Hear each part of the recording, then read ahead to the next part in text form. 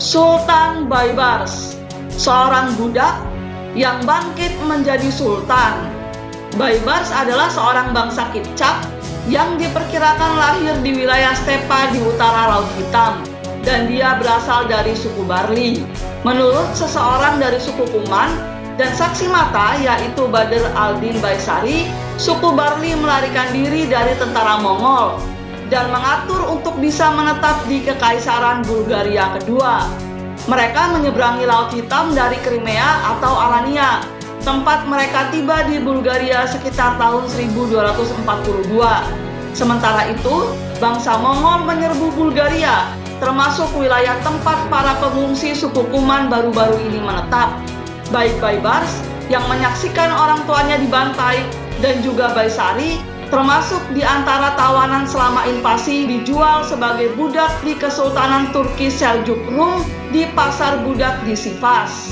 Setelah itu, dia dijual di Hama Syria kepada Ala al-Din Idikin al-Bundukari.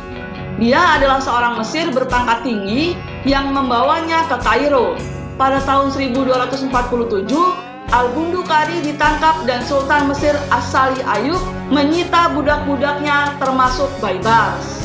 Pada tahun 1250, Baibars mengalahkan Louis ke-9 dari Prancis dalam dua pertempuran besar. Yang pertama adalah pertempuran Al-Mansurah, di mana ia menerapkan strategi cerdik dengan memerintahkan pembukaan gerbang agar ksatria tentara musuh dapat memasuki kota. Kemudian tentara bergegas masuk ke dalam kota dan mendapati diri mereka terjebak di dalamnya. Mereka dikepung dari segala arah oleh pasukan Mesir dan penduduk kota, dan menderita kerugian besar. Bahkan dalam peristiwa itu, hanya segelintir dari ksatria prajurit yang berhasil lolos hidup-hidup. Yang kedua adalah pertempuran Fariskur, yang pada dasarnya mengakhiri Perang Salib ke-7 dan berujung pada penangkapan Louis ke-9. Pasukan Mesir dalam pertempuran itu dipimpin oleh Sultan Turansyah, putra bungsu dari As-Salih Ayub, Raja Ayubiyah yang baru saja meninggal. Tak lama setelah kemenangan itu, Baibars dan sekelompok tentara Mamluk malah membunuh Turansyah, yang menyebabkan istri dari As-Salih Ayub, yaitu Sajar al-Dur, diangkat menjadi sultana atau sultan perempuan.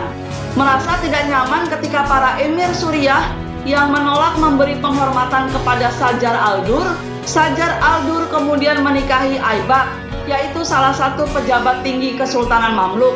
Kemudian turun tahta dan menyerahkan tahta kepada Aibak setelah ia memerintah Mesir selama 80 hari, mulai tanggal 2 Mei tahun 1250.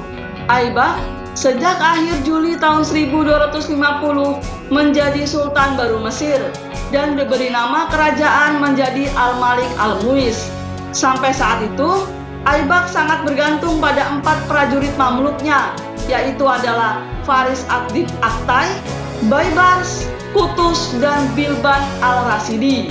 Lalu pada tahun 1254 terjadi peralihan kekuasaan di Mesir ketika Aibak membunuh Faris ad-Din Aktai, pemimpin dinasti Bahri Mamluk. Beberapa prajurit Mamluknya, diantaranya adalah Baibars dan Kalawun al-Alfi, melarikan diri ke An-Nasir Yusuf, yaitu Emir Ayubiyah di Suriah, membujuknya untuk melanggar perjanjian dan menyerang Mesir. Aibak menulis surat kepada An-Nasir Yusuf untuk memperingatkannya akan bahaya yang ditimbulkan oleh orang-orang Mamluk atau prajurit Mamluk yang mengungsi di Suriah. Namun An-Nasir Yusuf menolak mengusir mereka dan malah mengembalikan wilayah yang mereka miliki. Namun pada akhirnya Aibak pun juga mengabulkannya. Pada tahun 1255, An-Nasir Yusuf mengirimkan pasukan baru ke perbatasan Mesir, kali ini dengan banyak prajurit Mamluk. Di antaranya adalah Baibars dan Kalawun al-Alfi, namun kali ini dia dikalahkan. Pada tahun 1257, Baibars dan Mamluk dari dinasti Bahri lainnya meninggalkan Damaskus menuju Yerusalem, di mana mereka menggulingkan gubernurnya yaitu Kutuk, dan kemudian mereka melakukan hal yang sama di Gaza. Ia menjadi pejabat terhormat Mamluk yang paling terkemuka di pemerintahan Sultan Aibak. Tapi kemudian Aibak dibunuh pada tahun 1257 dan Qutuz tetap menjadi wakil sultan untuk putra Aibak, yaitu Al-Mansur Ali, dan mengangkat Al-Mansur Ali sebagai sultan baru Mesir. Pada bulan November tahun 1257 dan April tahun 1258, ia mengalahkan serangan pasukan Al-Malik Al-Muqit dari Al-Qarab yang didukung oleh Bahriyah Mamluk. Baibars kemudian mengirim Ala al-Din Taibars Al-Waziri untuk berdiskusi dengan Qutuz tentang kembalinya dia ke Mesir, yang kemudian diterima dengan penuh hormat. Ia masih menjadi komandan di bawah Sultan Qutuz pada pertempuran Ain Jalut pada tahun 1260 ketika ia mengalahkan bangsa Mongol dengan telak. Setelah pertempuran, Sultan Qutuz dibunuh saat melakukan ekspedisi berburu. Ada rumor mengatakan bahwa Baibars terlibat dalam pembunuhan tersebut karena dia berharap mendapat imbalan berupa jabatan menjadi gubernur Aleppo atas keberhasilan militernya. Tetapi Qutuz karena takut akan ambisinya menolak memberinya jabatan tersebut. Setelah kematian Sultan Qutuz, Baibars menggantikan Qutuz sebagai Sultan Mesir. Ancaman pemberontakan.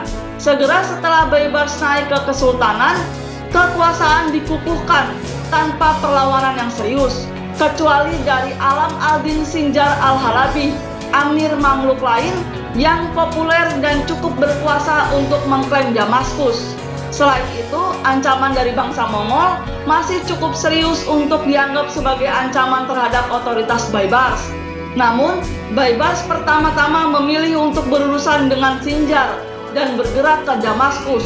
Pada tanggal 17 Januari tahun 1261, pasukan Baibars mampu mengusir pasukan Sinjar di luar Damaskus dan melancarkan serangan ke kota tersebut, di mana warganya setia kepada Sinjar dan melawan Baibars.